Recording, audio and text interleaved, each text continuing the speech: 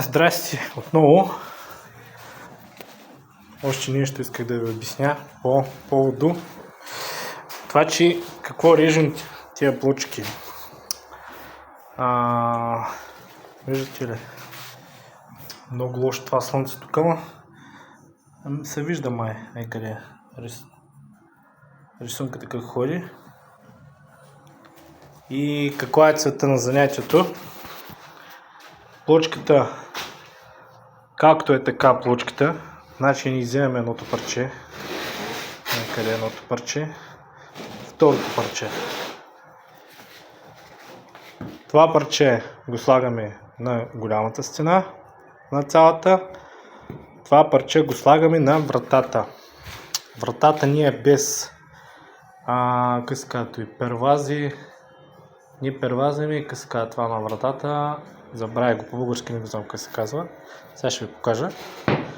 И целта е, като ги сложим тия двете плочки, пилим тук 45 градуса, тук 45 градуса, съединяваме и тая рисунка се остава както си е. Тая рисунка остава продължение на вратата. Къде е? Това е целта на рязането на големите плочки. Като се отреже тая плочка, къде е отрязана плочката, като се отреже плочката и от една плочка да се изкарат много парчета.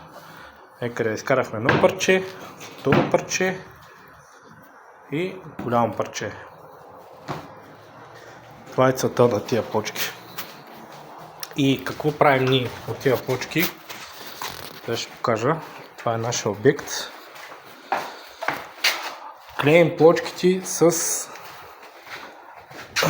такова лепило. Имате на предвид. Значи, не работата просто е така. Къде с какво клеим плочките? Ultraflex S2 на Mapei.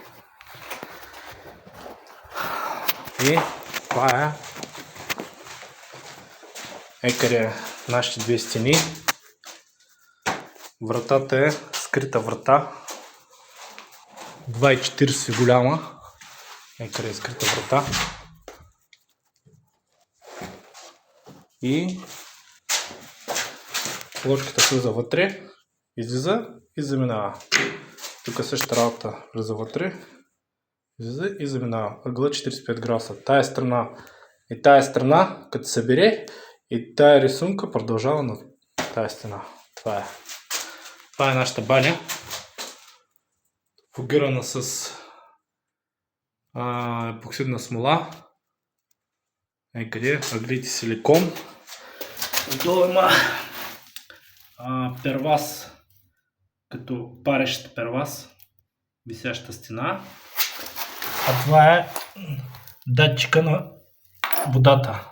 Падне вода и ще тече вътре и се закрият крановете, основните. Както обикновено, скрити кранове и такива работи, глупости. Най-важното е това. И после другото видео ще ви покажа защо ние правим такива резове. Не е равен, а защо ги правим на полукруг. После ще покажем.